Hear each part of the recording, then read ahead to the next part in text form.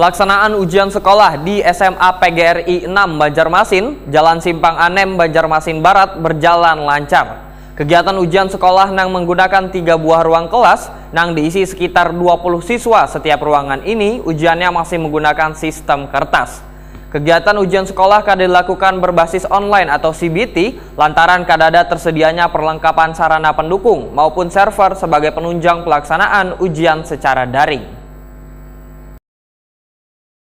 Walaupun hanya memiliki peserta didik sekitar 61 orang kelas 12, pelaksanaan ujian sekolah di SMA PGRI 6 Banjarmasin, Jalan Simpang Anem, Banjarmasin Barat berjalan lancar. Kegiatan ujian sekolah nang menggunakan 3 buah ruang kelas nang diisi sekitar 20 siswa setiap ruangan ini, ujiannya masih menggunakan sistem kertas. Kepala SMA PGRI 6 Banjarmasin Ahdianor, Waitakoni Prima TV, Baisukan Selasa 7 Maret 2023 memandahkan jumlah peserta didik di sekolahnya turun drastis bila dibandingkan dengan beberapa tahun lalu. Kegiatan ujian sekolah pun kada dilakukan secara online atau CBT. Lantaran kada ada tersedianya perlengkapan sarana pendukung maupun server sebagai penunjang pelaksanaan ujian secara daring. Namun, sekolah tetap memberikan yang terbaik dalam pembelajaran kepada peserta didiknya, yaitu dengan secara rutin melaksanakan pelatihan ujian sejak Januari 2023 lalu. Tujuannya sebagai upaya untuk memastikan pelaksanaan ujian sekolah bisa menghasilkan lulusan terbaik walaupun mereka bersekolah di satuan pendidikan swasta.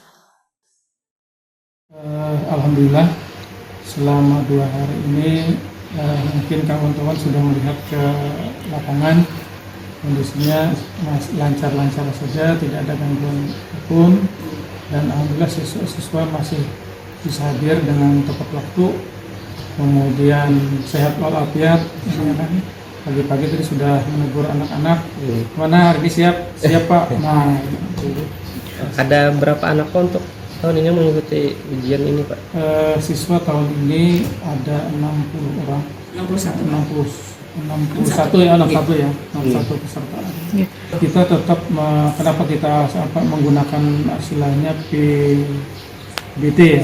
Nah, PBT. paper berbasis tes.